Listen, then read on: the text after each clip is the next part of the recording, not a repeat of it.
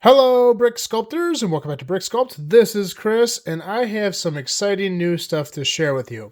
One thing I love about making these videos is I learn so much, and I constantly come up with new stuff just to show you guys as I play around with these parts and learn more and more.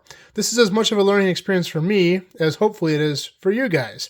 If you watch my videos, last time I did a video on how to turn this into a 45-degree angle using just studs and bricks, and the secret is transparent bricks. You see, if we arrange these in a certain pattern, we can put the transparent bricks that don't have any pins in the bottom, so it allows them to move around freely on the studs, line them up nicely, and make a perfect 45-degree wall. Now, if we don't want a transparent wall, simple enough, make a little facade, stick it on top. That's a beautiful start to the front of a building at a 45-degree angle. Now, of course, in doing this, the comments are going to run wild with, okay, great, you have one 45-degree wall. How do you make an adjacent wall or an entire square or rectangular foundation? So, in lies the next challenge. Now, when I went to take this on, the biggest problem, of course, with anything square root 2 is irrationality. Now, the nice thing about this method is this is a nice rational whole number. It is 20 studs long.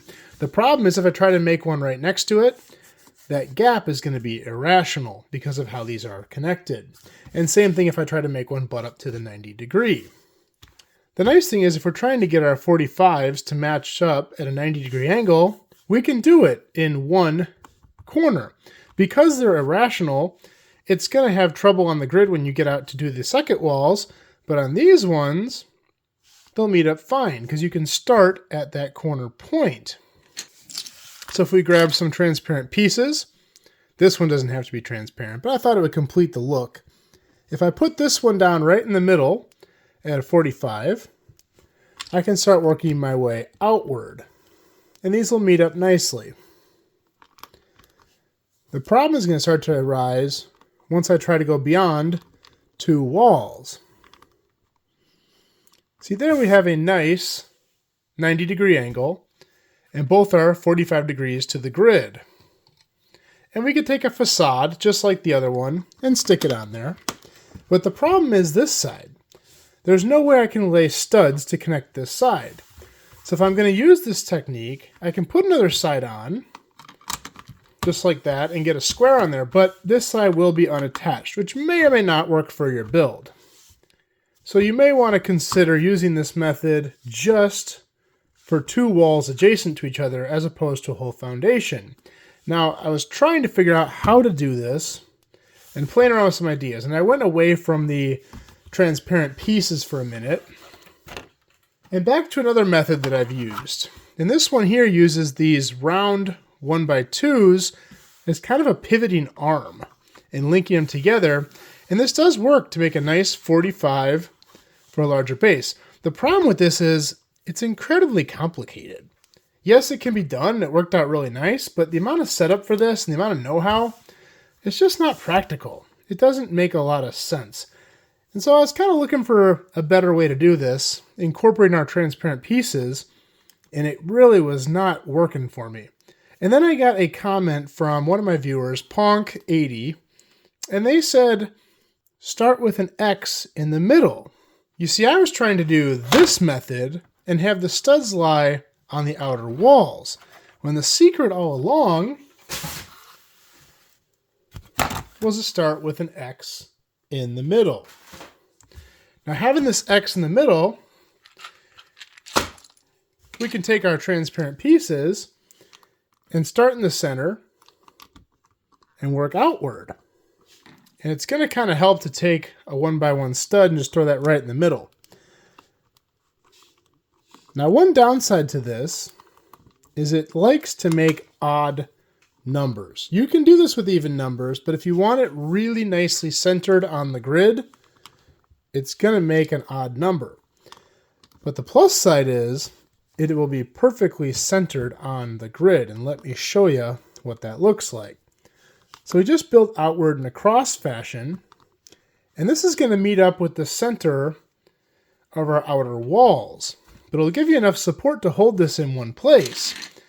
From here, we can start building outward and just slotting bricks in here, just like this. And I'm going to do kind of a rotational pattern. Because it's an odd number, a 3x3 plate works really well in the center just to hold everything tight. And then we can start stacking bricks in there.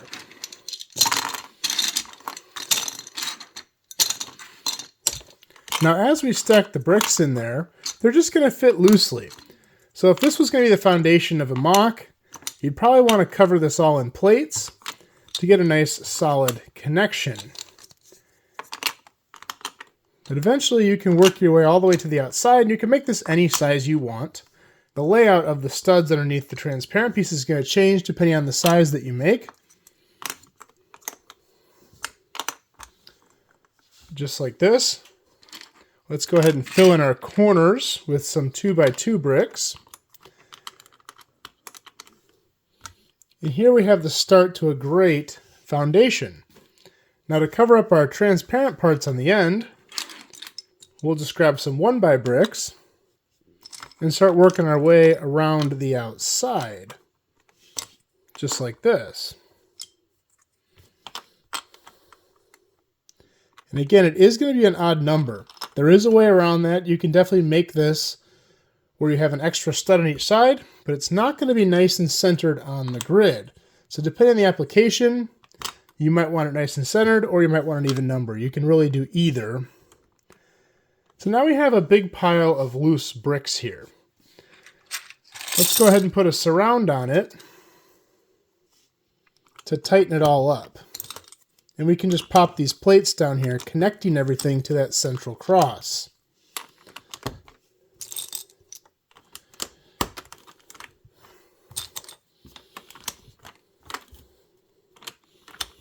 Yes, it's all kind of falling apart right now, but again, we need to get everything connected here. And I'm not going to do it because I want you to be able to see the inner workings here, but I would recommend covering this entire thing in plate to lock it all in position. But this will do good enough for now. You can see how solid this is.